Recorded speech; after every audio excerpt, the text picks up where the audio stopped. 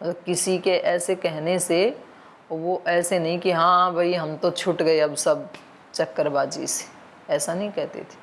क्योंकि चित्त के ये 3 गुण हैं, इनका स्वभाव कैसा है, चंचल है। पता नहीं कब क्या विचार आ जाए, मरने से पहले, एक क्षण पहले भी, और वो कहाँ से कहाँ पहुँचा दे व्यक्ति को। तो वो बड़े जागरूक रहते हैं, जो योगी होते हैं वो इसको पहचानते हैं। और दूसरा व्यक्ति थोड़ा सा भी इधर उधर से कुछ उसने लिया, कुछ जाना, फिर उसको लगता है कि मैं तो पूरा सिद्ध महात्मा हो गया, और यही बात उसको फिर कहीं ना कहीं मार खिलाती है। वो बस इसी से ही कहीं ना कहीं मार खा जाता है।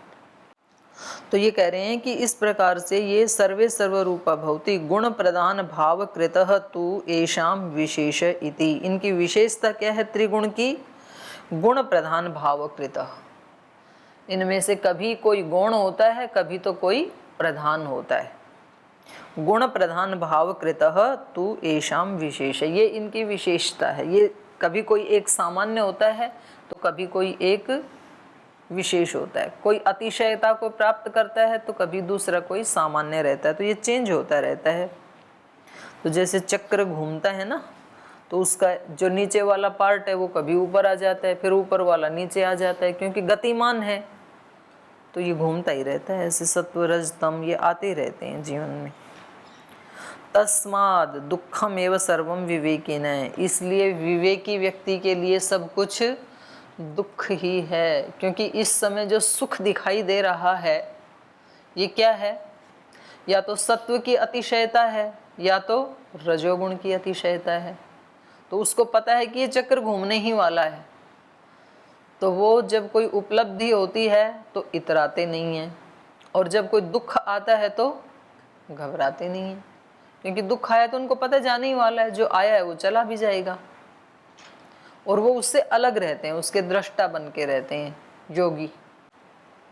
तो इसलिए वो सुख में भी डूब नहीं जाते हैं। तस्मात् दुखम एवं सर्वम विवेकिन है, क्योंकि जो त्रिगुण से जुड़ा हुआ चेतन या अचेतन साधन से युक्त जो हमें सुख मिल रहा है वो कैसा है, चंचल वृत्ति वाला है। वो टिकेगा थोड़ी ना, और वो बदले में क्या देके जाएगा, 3 प्रकार के दुख देके जाएगा, परिणाम, ताप, संस्कार दुख। तो इसलिए वो जागरूक रहता है। इसलिए वो सुख अवस्था में भी दुखम एवं सर्वम विवेकिन, सबको दुख ही मानता है। तदस्य महतो दुख समुदायस्य प्रभव बीजम अविद्या। तो बोले ये तो योगी के लिए तो सब क्या हो गया, दुख ही दुख हो गया। दुख तो दुख थे ही, सुख भी दुख हो गया। तो योगी के लिए सब क्या है, जीवन ही दुख ही है। वो कहता है जीवन लेना ही अपने आप में दुख को गले लगाना है। तदस्य महतो दुख समुदाय से, तो ये जो पूरा महत दुख का समुदाय है, सुख भी दुख, दुख भी दुख, टोटल मिला के सब दुख ही दुख। तो ये पूरा जो दुख का महान समुदाय है, इसका प्रभव बीजम अविद्या, इसकी उत्पत्ति का बीज क्या है, कारण क्या है, अविद्या, अज्ञान है इसका कारण। तस्याश्च सम्यक दर्शनम अभाव हेतु, और इसको हटाने का, इसके अभाव का हेतु क्या है, इस अज्ञान अविद्या को हटाएं कैसे, अभाव का हेतु क्या है, सम्यक दर्शनम, ज्ञान ही, विवेक ही, तत्व ज्ञान ही इसके अभाव का हेतु है। यथा चिकित्सा शास्त्रम चतुर्व्यूहम, जैसे चिकित्सा शास्त्र में, आयुर्वेद में 4 व्यूह होते हैं, 4 स्तंभ हैं वहाँ पर। क्या, रोग रोग हेतु, आरोग्यम, भैषज्यम इति। एक रोग, उस रोग का हेतु, ये रोग है इस व्यक्ति को, इसका हेतु क्या है, क्यों हुआ ये। और अगला आरोग्य, अब ये ठीक कैसे होगा, और इसका उपाय क्या है, औषधि क्या है। तो रोग रोग हेतु, आरोग्य आरोग्य उपाय, या भैषज्यम इति। एवं इदम अपि शास्त्रम चतुर्व्यूहम एह एव। तो ऐसे ही ये जो आध्यात्मिक शास्त्र है, योग दर्शन है, ये भी 4 व्यूह वाला है। इसके भी 4 पर्व हैं। क्या, संसार संसार हेतु, मोक्ष मोक्षोपाय, इसके भी 4 ही स्तंभ हैं। संसार और संसार का हेतु। संसार क्या है? दुखमेव, दुख ही दुख। और इसका हेतु क्या है? अविद्या। और मोक्ष क्या है? दुखों से छूटना। और उसका उपाय क्या है?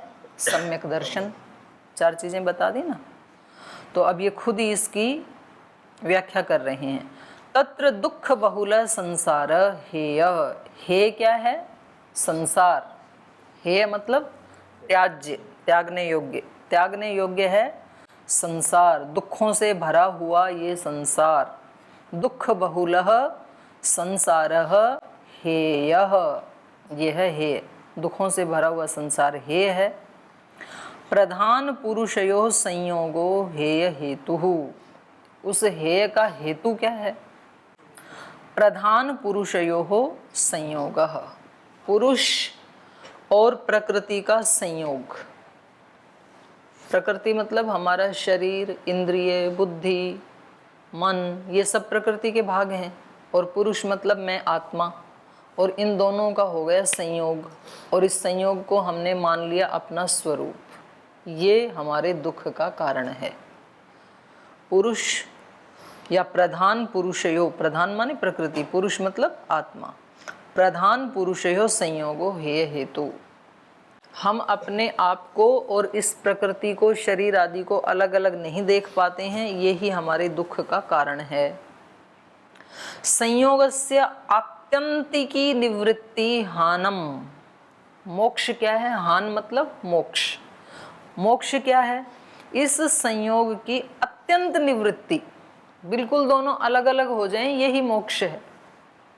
थोड़ी थोड़ी यहाँ पर आत्यंतिकी ऐसे विशेषण क्यों लगाया? क्योंकि थोड़ी देर के लिए अलग तो हम गाढ़ निद्रा में भी हो जाते हैं। गाढ़ निद्रा में शरीर अलग, पुरुष अलग। उस समय शरीर का भान नहीं होता है, उसको नहीं पता होता है कि मैं पुरुष हूँ या स्त्री हूँ या पढ़ा लिखा हूँ या अनपढ़ हूँ या धनवान हूँ या गरीब हूँ, कुछ नहीं पता। तो अलग हो गया ना इस सारे से, प्रकृति से। पर उठते ही फिर जुड़ जाता है। तो अत्यंत निवृत्ति नहीं हुई। थोड़ी देर के लिए निवृत्ति तो रोज होती है। यदि थोड़ी देर के लिए निवृत्ति ना हो तो फिर व्यक्ति जी नहीं सकता है। जब वो निवृत्त होता है तो वो परमात्मा के साथ युक्त हो जाता है गाढ़ निद्रा में। ये जो आत्मा है अपने ही अंतर, उसमें आया ना वेदांत में, अंतर हृदय आकाश में परमात्मा में ये आत्मा लीन हो जाता है, सब तरफ से अपने आप को समेट के। और वहाँ से कुछ लेकर के, रस लेकर के फिर बाहर आता है सुबह। तभी तो थकान मिटती है। सारी थकान रात को लेके सोए थे और सुबह वो ऊर्जा कहाँ से आई? वो वहाँ से लेके आता है जहाँ वो चला गया था। तो थोड़ी देर के लिए तो ये प्रकृति से निवृत्त हो जाता है, लेकिन अत्यंत निवृत्त नहीं होता है। तो इसलिए फिर बंध जाता है। तो इन्होंने कहा संयोगस्य आत्यंतिकी निवृत्ति हानम। इस संयोग से जब ये अत्यंत निवृत्त हो जाएगा, इसका नाम है मोक्ष। तो बोले जी उसका उपाय क्या है? हो कैसे? हानोपाय सम्यक दर्शनम। इस हान का उपाय है सम्यक दर्शन। ठीक ठीक देखना चीज़ों को, जैसी हैं उस रूप में ही उसको देखना। कोई व्यक्ति हमारी गलती बताता है तो हमें वो व्यक्ति जहर जैसा दिखाई देता है। तो ये क्या है? अविद्या। सम्यक दर्शन क्या है? ये बिल्कुल ठीक कह रहा है। कह तो ठीक ही रहा है ना, भले ही वो द्वेष से युक्त होके कह रहा हो, पर कह तो ठीक रहा है ना। गलती तो मैंने की है। तो बस ये समझ लो कि ये फिर सम्यक दर्शन है। जब ठीक दिखने लग जाए व्यक्ति को, गलत चीज़ें गलत लगने लग जाएं, या तो अपने ज्ञान से या तो दूसरे के बताने से, तो समझ लो कि सम्यक दर्शन की रास्ते पे हमने कदम रख लिया। और जब ठीक चीज़ें ठीक ना लगें तब समझ लो कि अभी हम अविद्या से युक्त हैं। यही पहचान है। सम्यक दर्शन एक दिन में नहीं होगा, थोड़ा थोड़ा होता है। तो थोड़ा थोड़ा जब अपने दोष पकड़ में आने लगें या दूसरे बताएं तो वो हृदय से स्वीकार होने लगें। एक तो होता है मजबूरी कि भाई इनके सामने कुछ बोल तो सकते नहीं है, तो ठीक है ये बता रहे हैं तो अब क्या बोलें इनको, पर हम ऐसे हैं नहीं, ये गलत बता रहे हैं। ऐसा यदि मन में आता है तो समझ लो सम्यक दर्शन से अभी दूर हैं। और ऐसे मन में आता है कि हाँ मतलब हम उसका ठीक से एनालिसिस कर पाते हैं, बेशक हम हटा नहीं पाते हैं, पर हमें ये लगता है कि कह तो ठीक ही रहे हैं, तो समझ लो कि फिर उषा काल आ गया है, तो सूरज भी उगेगा, ज्ञान होगा, सम्यक दर्शन भी होगा। तो यही हान का उपाय है। सुख का उपाय यही है कि चीज़ों को ठीक ठीक देखना, जैसी हैं उस रूप में ही देखना। मानो कोई व्यक्ति हमें कह रहा है कि भाई ये संसार की मोह माया ये सब छोड़ो आप, और आप भगवान के भजन में भगवान से प्रीति लगाओ। और हमें लगता है कि ये हमारे को तो बोल रहे हैं, खुद करते नहीं है। ऐसे लगता ही है ना, हमें लगता ही है। बोले हमारा तो सब छुड़ा रहे हैं और खुद पकड़ के बैठे हैं, तो खुद छोड़ते नहीं है। तो ये है हमारा अज्ञान। भाई ये छोड़े या ना छोड़े, ये चले या ना चले, पर बात तो ठीक है। ये कोई कहे कि ये सब परिणामी है संसार, तो ये पता नहीं कब परिणामित हो जाए, शरीर भी परिणामी है, सब परिणामी है। बोला अच्छा परिणामी है तो तू खुद छोड़ के भागना, ऐसा तुरंत हमारे मन में आता है ना। तो समझ लो कि अभी सम्यक दर्शन के लिए हमारा चित्त तैयार नहीं है। और जिस दिन मन में ये आए कि भाई ये करे या ना करे, पर इसकी बात तो ठीक है ना, तो मैं तो लाभ उठा लूँ, ये ना उठाई तो भाई ये इसका दुर्भाग्य है कि ये जानते हुए भी उसको जीता नहीं है, तो इसका दुर्भाग्य इसके साथ, पर मेरे लिए तो ठीक बात है ना ये, तो मैं इसको ऐसा जीने के लिए प्रयास करूँगा, मेरे लिए तो ठीक है ये कम से कम। तो उसी दिन से फिर हमारे लिए सौभाग्य का द्वार खुल जाता है, स्वीकार करने मात्र से। क्योंकि व्यक्ति स्वीकार करेगा तो फिर धीरे धीरे उन चीज़ों को जीने का प्रयास भी करेगा। तो इसलिए ज्ञान हमेशा थोड़ा थोड़ा थोड़ा थोड़ा बढ़ता है। विवेक ख्याति, यो सूत्र क्या है? योगांग अनुष्ठानात् अशुद्धि क्षये ज्ञान दीप्ति अविवेक ख्याते। योग के अंगों का अनुष्ठान करने से अशुद्धि क्षय, इस अशुद्धि का नाश होगा। क्योंकि आज तक की हमारी जो धारणा क्या थी, रिएक्ट करना, कि पहले मुझे कोई बन के दिखाए तो मैं कभी योग मार्ग पे कदम रखूंगा।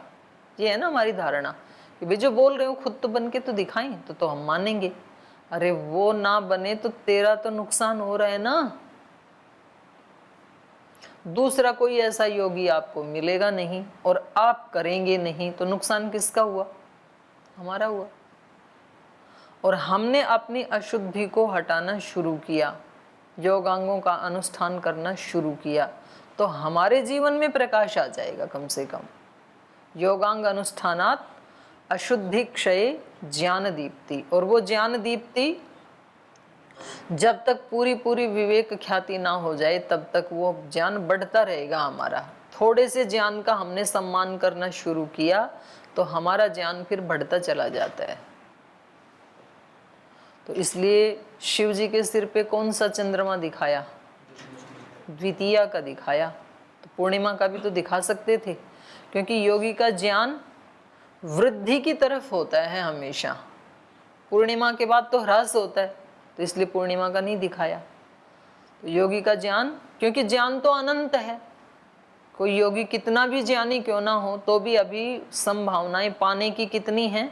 अनंत हैं अभी तो शिव जी योगी का ही प्रतीक है। तो इन्होंने कहा हानोपाय सम्यक दर्शनम, सम्यक दर्शन ही उस हान का उपाय है। तो चारों चीज़ें बता दी इस सूत्र में हमें महर्षि पतंजलि जी ने। हेय, हेय हेतु, हान, हानोपाय। हे क्या है? बोलो, हे क्या है? दुख बहुला संसार हेय, दुखों से भरा हुआ संसार क्या है? हे। हे का हेतु क्या है? प्रधान पुरुषयोः संयोग, पुरुष और प्रकृति का संयोग हे हेतु है। हान क्या है? संयोगस्य आत्यंतिकी निवृत्ति ही, इस संयोग की अत्यंत निवृत्ति, ये क्या है? हान। और इसका उपाय क्या है? सम्यक दर्शन, तत्व ज्ञान, विवेक, यही इसका उपाय है। तत्र हातुः स्वरूपम उपादेयम वा हेयम वा न भवितुम अर्हति।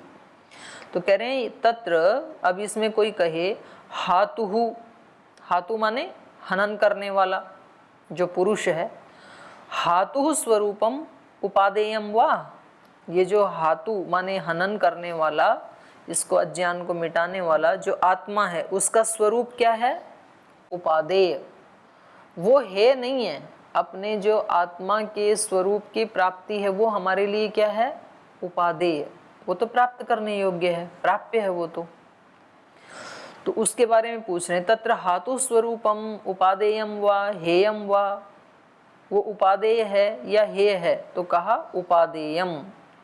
हेयम वा न भवितुम अर्हति, यहाँ पर उपादेयम वा के बाद अल्प विराम लगा लेना। उसके बारे में कह रहे हैं कि ये जो हातु आत्मा का जो स्वरूप है वो तो उपादेय है। हेयम वा न भवितुम अर्हति, वो हेय नहीं हो सकता है, उस स्वरूप को तो हम छोड़ ही नहीं सकते हैं। हानि, उस पुरुष के स्वरूप का भी यदि हान होने लगे, नाश मानने लगे, तो तस्य उच्छेदवाद प्रसंगः, तो फिर तो आत्मा का ही उच्छेदवाद का प्रसंग उपस्थित हो जाएगा, आत्मा ही नष्ट होने लगेगी, तो वो हेय नहीं है। उपादाने च हेतुवादः, और उपादाने च, हेतुवाद माने कारणवाद की प्रसक्ति हो जाएगी, उसका उपादान माने तो फिर हेतु होने लगेगा कि भाई वो किस से उसका उपादान है, किस हेतु से, तो हेतुवाद। क्योंकि उस समय इनका बौद्धों के मत चल रहे थे ना, तो क्षणिकवाद को मानते हैं, तो वो आत्मा को तो नित्य मानते नहीं हैं। तो वो कह रहे हैं कि यदि उसको हटाने लगेंगे, अज्ञान को, संसार को हेय मानेंगे, तो शरीर को हेय मानेंगे, प्रकृति को हेय मानेंगे, तो इसके साथ साथ पुरुष का भी हान होने लगेगा। बोले नहीं, उसका हान नहीं होगा, उसका भी यदि हान हो जाए तो उसके स्वरूप की भी हानि हो जाए, तो किसके लिए साधना कर रहे हैं फिर? तो उसको यदि हेय मानेंगे तो उसका उच्छेदवाद प्रसंग माने क्षणिकवाद, नाशवाद का प्रसंग उपस्थित होने लगेगा। तो नाशवाद को तो मानते नहीं ना अपने वैदिक ऋषि। उपादाने च हेतुवादः, और उसका उपादान मानेंगे तो वो किस कारण से, तो वो कारणवाद की प्रसक्ति होगी। उभय प्रत्याख्याने च शाश्वतवाद इति एतत् सम्यक दर्शनम। तो सम्यक दर्शन क्या है? शाश्वतवाद। उभय प्रत्याख्याने, दोनों का प्रत्याख्यान, किन दोनों का? उच्छेदवाद का और हेतुवाद का। उच्छेदवाद, हेतुवाद, इन दोनों का जो खंडन है, इससे कौन सा वाद उपस्थित होता है? शाश्वतवाद। आत्मा शाश्वत है, परमात्मा भी शाश्वत है। इति एतत् सम्यक दर्शनम, ये ही सम्यक दर्शन है। क्योंकि उसको भी यदि नष्ट होने वाला मानेंगे तो साधना करेगा कौन? कितनी भी साधना करो ये तो नष्ट हो ही जाना है शरीर के साथ। तो ये हमारा 15 नंबर सूत्र समाप्त हुआ। आगे कहा तद एतत् शास्त्रम चतुर्व्यूहम इति अधीयते। तो इस प्रकार से ये जो योग शास्त्र है ये सूत्रकार के द्वारा चतुर्व्यूहम इति अभीयते, 4 विभाग वाला कह दिया है। 4 विभाग हैं इसके, हे हेतु, हान, हानोपाय। अब इसमें एक एक की परिभाषा बता रहे हैं। हे क्या है? तो कहा हेयम दुखम अनागतम। हेय क्या बताया था? दुखों से भरा हुआ संसार। तो बोले जी दुखों से भरा हुआ संसार, तो हम तो अब तक उसी में रह रहे थे, आज भी उसी में रह रहे हैं, तो अब इसको छोड़ के कहाँ जाएं? तो इन्होंने कहा हेय क्या है? अनागतम दुखम। इस संसार में अब तक जो दुख उठाए वो अगले क्षण नहीं उठाना है, ये हेय है। दुखम अतीतम उपभोगेन अतिवाहितम, जो पहले हमने उपभोग कर लिया दुख, वो तो अतिवाहितम, उसको तो हटा नहीं सकते हैं, वो तो भोग ही लिए हैं। न हेय पक्षे वर्तते, उसको तो हेय पक्ष में रख नहीं सकते हैं, क्योंकि जो दुख हमने भोग लिए उसको अब बिना भोगा हुआ कैसे कर सकते हैं, तो वो हेय पक्ष में नहीं है। वर्तमानम च, और जो वर्तमान में दुख है वर्तमानम च स्वक्षणे, स्वक्षणे माने इस क्षण में जो दुख चल रहा है, भोगारूढ़म इति, वो भोगारूढ़ ही है, उसका भोग हम कर ही रहे हैं इस क्षण में जो दुख है। न तत् क्षणांतरे हेयताम आपद्यते, तो वो दुख भी अगले क्षण में हेयता की दृष्टि में नहीं आएगा, क्योंकि उसको हम भोग ही रहे हैं। तस्माद यदेव अनागतम दुखम, तो इसलिए यहाँ पर जो अनागत दुख है, जो आगे आने वाला है, उसको तद एव अक्षिपात्र कल्पम योगिनम क्लिश्नाति, उस आने वाले दुख को जो आँख की तरह से विशुद्ध योगी है, वो उस दुख से क्लिश्नाति, वो उससे दुखी होता है, जो अभी नहीं आया है। न इतरम प्रतिपत्तारम, दूसरे लोग तो उससे भी नहीं होते, परिणाम को देखते नहीं है। योगी देख लेता है, भी पीछे मैंने ऐसे किया, उससे ये दुख आया और उसको अभी भी भोग रहा हूँ, आगे नहीं आना चाहिए ये, तो वो पकड़ लेता है उसको और आगे के दुख को फिर हटा देता है वो। तो इसलिए तद एव हेयताम आपद्यते, तो हेय क्या है? आने वाला दुख। पीछे वाले दुखों का रोना रोते रहें, बड़े खराब थे, इस समय के भी दुख का रोना रोते रहें, तो उसको हेय पक्ष में डालने से कुछ भी मिलेगा नहीं, क्योंकि पहले वाला भोग लिया है, अभी वाला भोगारूढ़ है। तो हेय पक्ष में किसको डालना है? अनागत को। आगे के लिए सावधान हो जाएं। ये हो गया हेय। हेय हेतु क्या है फिर?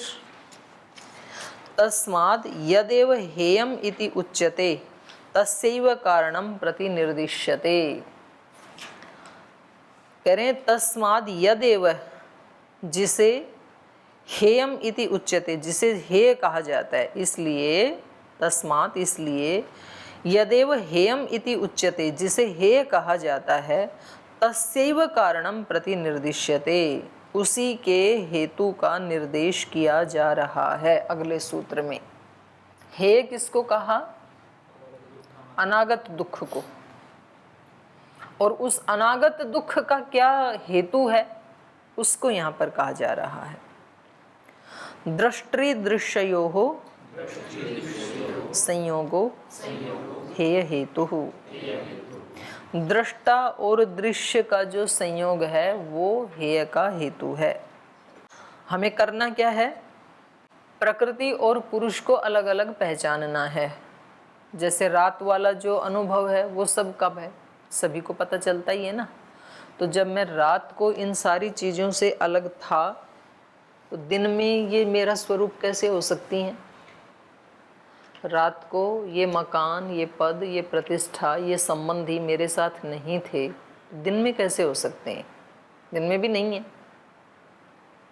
जो चीज़ एक समय में नहीं है वो दूसरे समय में भी तो नहीं है ना। रात को मेरे सिर पे सींग नहीं थे तो दिन में कैसे आ सकते हैं? दिन में यदि पता लग रहा है कि सींग आ गए तो इसका मतलब भ्रांति है। एक समय में नहीं है तो दूसरे समय में भी नहीं है। तो ये दृष्टा और दृश्य का जो संयोग है ये हमारे हेय का हेतु है, क्योंकि सुबह उठते ही हम फिर उससे युक्त हो जाते हैं, प्रकृति से युक्त हो जाते हैं, और दिन भर उसी दौड़ धूप में पूरा का पूरा ही समय चला जाता है और हमें पता नहीं चलता है कि पूरा दिन कैसे चला गया इसी उधेड़ बुन में। और एक दिन थोड़ी गया है, जिंदगी के कितने दिन चले गए? बहुत सारे दिन चले गए। और इसी जन्म के दिन थोड़ी गए हैं, कितने जन्मों के चले गए? अनंत अनंत जन्मों के चले गए ऐसे ही। तो अब शुरुआत कैसे करनी है? अब जितना जब जब याद आए दिन भर में तब तब दृष्टा भाव में रहना है, अलग भाव में रहना है। जैसे हम दूसरों को देखते हैं ऐसे अपने आप को सब काम करते हुए देखें। दृष्टा बुद्धे प्रति संवेदी पुरुषः। सूत्र में क्योंकि दो शब्द आए हैं, दृष्टि दृश्ययोः, तो दृष्टा क्या है और दृश्य क्या है ये भाष्यकार बताना चाहते हैं। दृष्टा क्या है? बुद्धे संवेदी प्रतिसंवेदी पुरुषः दृष्टा। बुद्धि का जो प्रतिसंवेदी पुरुष है वो दृष्टा कहा है यहाँ पर। बुद्धि का प्रतिसंवेदी मतलब बुद्धि उसको जो दिखाती है वैसा ही वो देखता है। ये तो दृष्टा है। जैसे हमें लगता है कि हम इन बाहर की सब चीज़ों को प्रत्यक्ष देख रहे हैं, हम मतलब हम आत्मा, लेकिन ऐसा नहीं है। हम बाहर की कोई भी वस्तु को हमने आज तक देखा ही नहीं, आत्मा ने। ये बाहर का फूल लाल है, ये मुझ आत्मा ने कभी देखा ही नहीं आज तक। लगता तो ऐसे ही है कि मैं ही तो देख रहा हूँ, पर मैं नहीं देख रहा हूँ। देख कौन रहा है?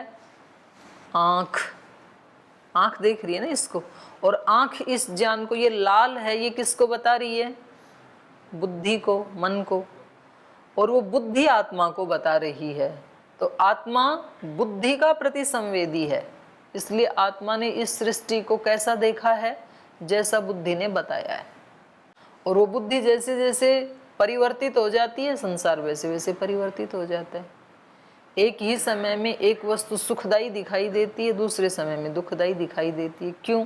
अगर आत्मा ने देखा होता तो वैसी ही रहनी चाहिए थी ना। वो बुद्धि चेंज हो रही है, तो इसलिए संसार भी चेंज हो रहा है। इसलिए संसार हमारे लिए जैसा हमें दिख रहा है, अपने वास्तविक स्वरूप में संसार वैसा ही है, ये जरूरी नहीं है। और संसार सबके लिए एक ही जैसा है, ये भी जरूरी नहीं है। एक ही जैसा थोड़ी है संसार सबके लिए। किसी किसी के लिए बड़ा सुखदायी है, आनंददायी है। किसके लिए? जिसकी बुद्धि उसको सुखदायी दिखा रही है उसके लिए। और किसी के लिए बहुत दुखदायी है। किसके लिए? जिसकी बुद्धि उसको दुखदायी दिखा रही है। इंद्रियों के विषय सुखदायी हैं कि दुखदायी हैं? दुखदायी किसके लिए हैं?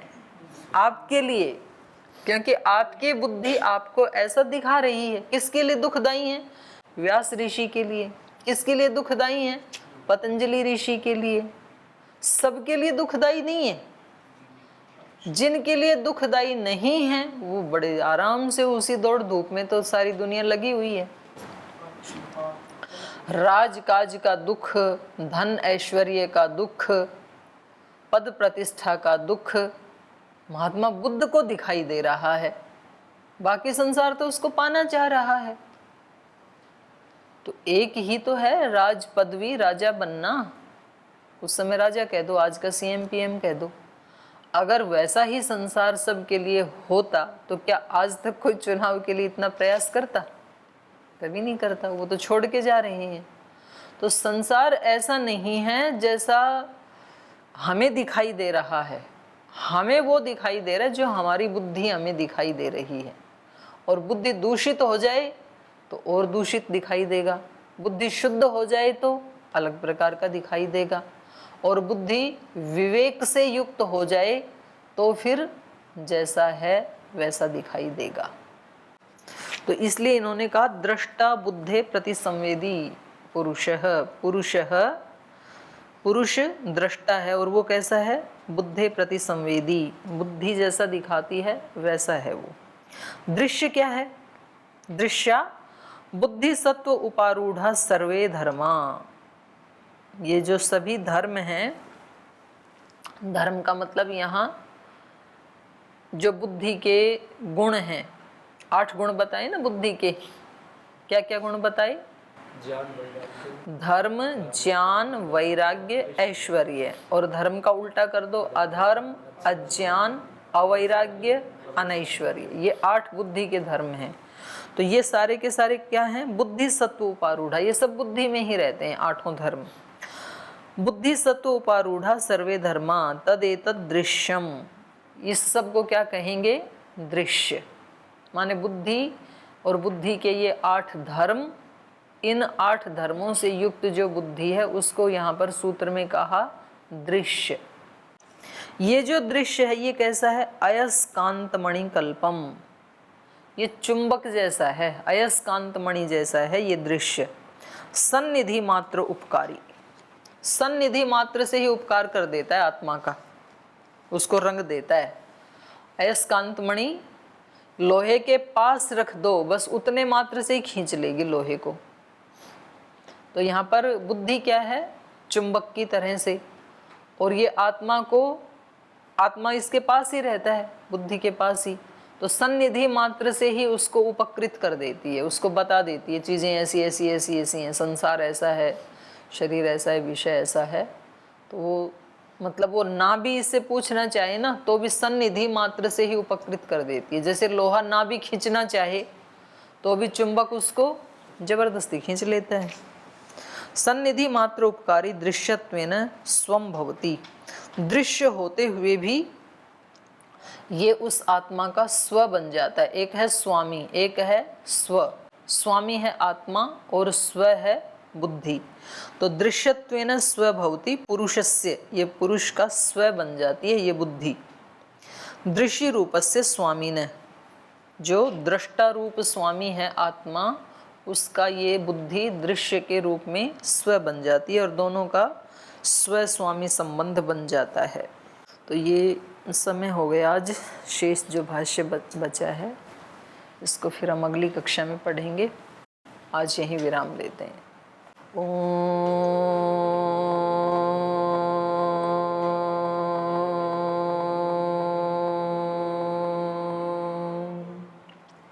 शांति शांति शांति।